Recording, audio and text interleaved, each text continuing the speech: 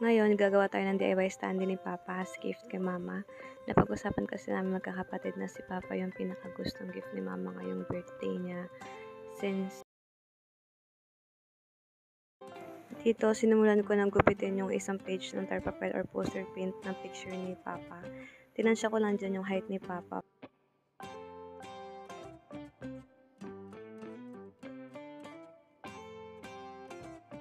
So, after kong gupitin yung mga edge ng papers, gumamit ako ng glue and paintbrush para mapagdikit-dikit yung mga pictures.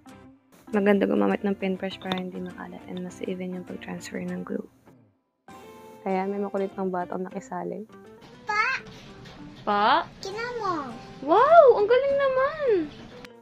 Ayan, paulit-ulit lang yung routine ko, no? Ginugupit ko yung edge, tapos kinaglo ko sila together.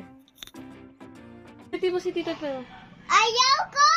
Ayaw mo siya kilite? Ayaw niya daw kilitin si Papa. So cute yan. Ew, kadili. Ay! Sabi mo kay Tita Phil, ew? Joke lang. Joke lang. Sa joke lang, Tita Phil. Joke lang, Tita Bel. Nakamabigay ako si Gypsy, si Tita Bel, at saka si Tita Emma. Santa Claus ka ba? Hindi. Tapos ko lang sila pagdikit-dikitin ng pa-horizontal. Kaya after nyan, pagdidikitin ko naman sila ng pa-vertical.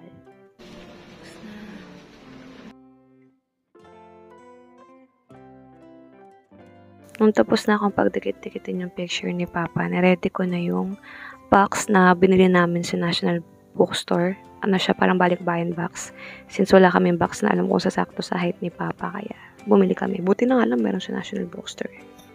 Sinimulan ko ng i-glue si Papa dun sa may karton na binili namin. So, hindi ko to pila na masyado. Nag-go with the flow na lang ako. Buti na lang successful naman.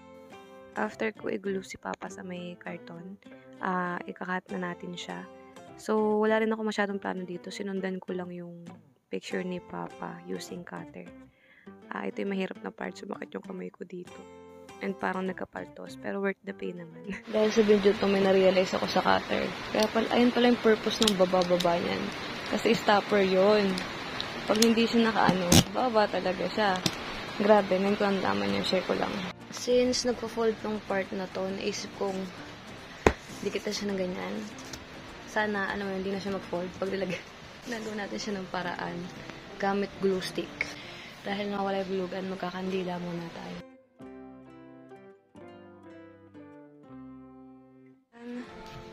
Nag-work naman siya. Ngayon, gagawa na tayo ng pinaka-stand niya. So, ginamit ko lang yung mga karton na tira-tira. Nagkasya naman siya. Ayan. Ginamit ko na yung mga pwede ipandikit. Ayan, packaging tape. Tapos, ginamitan ko ulit ng glue stick para, hindi talaga matatanggal. Tapos, ayan na. Tapos na yung stand ni Papa. Iniwan ko rin pala siya ng parang space dun sa may leg part para may madikit na yung pang stand.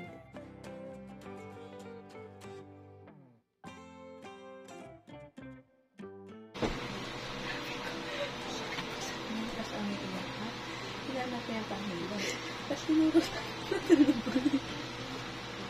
Akala ko akin kasi nadaan ko siya. Hindi natulog.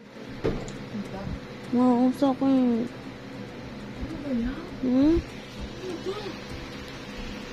Ano?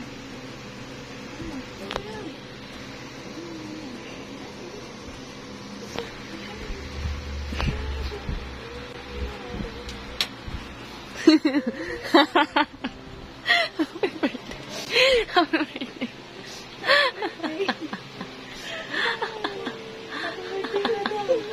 Tingnan mo nga, sabi ni Papa.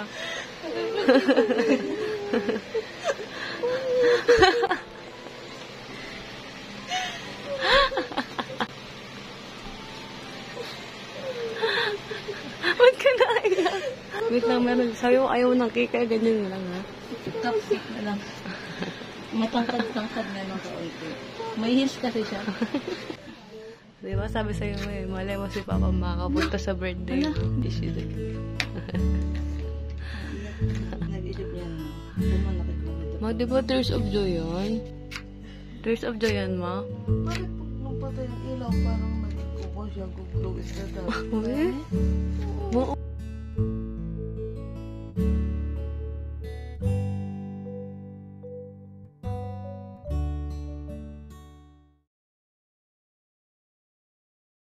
Baka madara po. Sa 7-Eleven lang yung binili. Spoiler. Ito nagmamas ko yun. Okay lang yun. Excited na si Kuya. Nakadila pa sa messenger. Happy birthday! Happy birthday!